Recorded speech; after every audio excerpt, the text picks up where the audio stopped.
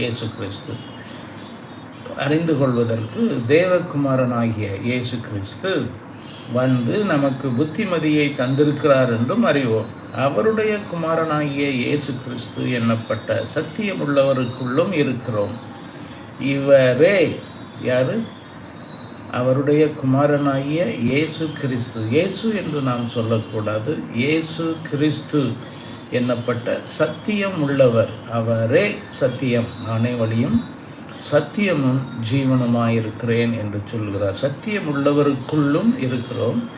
இவரே யார்? இயேசு கிறிஸ்துவே மெய்யான தேவனும் நித்திய ஜீவனுமாய் இருக்கிறார். இங்கே ஒரு ஆழ்தத்துவ வரையறை, டெஃபினிஷனை நாம் பார்க்கிறோம். இயேசு கிறிஸ்துவே மெய்யான தேவனும் நித்திய ஜீவனுமாய் இருக்கிறார் என்று 1 யோவான் 5 அதிகாரம் 20 வசனத்திலே நாம் பார்க்கிறோம்.